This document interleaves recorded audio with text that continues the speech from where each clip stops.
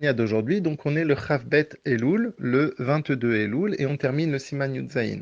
On est en train d'expliquer que les Hatid Lavo, quand Mashiach viendra, eh bien, nous sommes tous considérés comme des tzadikim, Ve'amer Kulam tzadikim, eh bien, on se relèvera chacun avec une couronne. Qu'est-ce que ça veut dire qu'on se relèvera avec une couronne?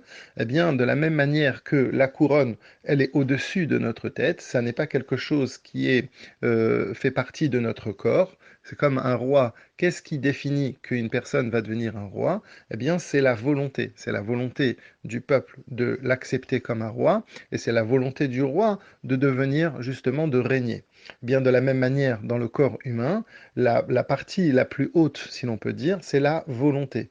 Ça dépasse complètement même l'intelligence. Et c'est ça ce que l'on dit. Les Hatid Lavo, quand Mashiach viendra, qu'est-ce qui va ressortir beaucoup plus? Eh bien, ce qui va ressortir, c'est Keter. C'est la couronne, c'est-à-dire le niveau de Ratson, la volonté, c'est-à-dire en d'autres termes, une lumière qui est beaucoup plus haute que ce que nous, on peut atteindre. C'est pour ça qu'on dit que quand Mashiach viendra, il n'y aura plus un monde à ce moment-là où les gens vont manger et boire. C'est une façon de parler pour nous expliquer que on n'aura pas nos repères dans le sens logique comme on l'a, mais ça va dépasser toute la logique. On va avoir une lumière qui va être beaucoup, beaucoup plus puissante.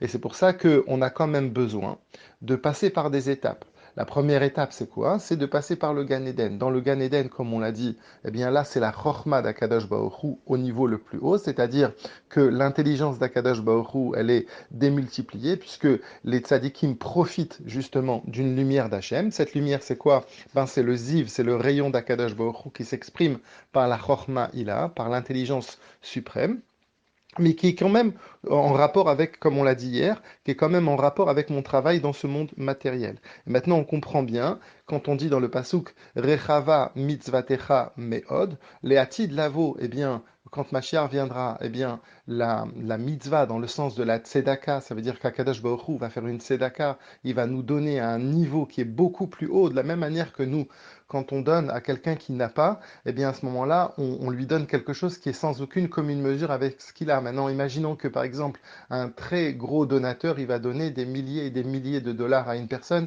qu'il a même pas en poche, même pas un centime. Pour lui, ça n'a aucun rapport. Il le fait sortir complètement de son monde. Ben, c'est un peu la même chose avec Akadosh Baruch Hu.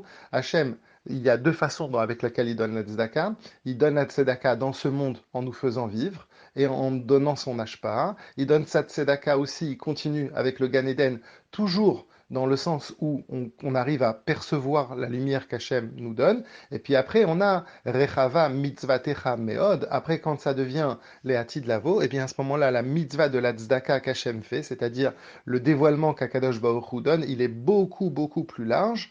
Mais quand même, il faut, et c'est ça que l'Admorazaken veut nous dire, il faut passer par toutes ces étapes. Et d'où l'importance, justement, de donner la tzedaka dans ce monde matériel. Quand nous, on fait une petite action, eh bien, on voit ici l'enchaînement des choses. On va voir que finalement, on aura non seulement les pérotes dans le Olamazé et dans le Gan Eden, mais aussi on a le Keren, on a la capacité aussi de réveiller chez Akadosh Baruch Hu ce don de la tzedaka qui est sans aucune commune mesure, les Hatid Lavo.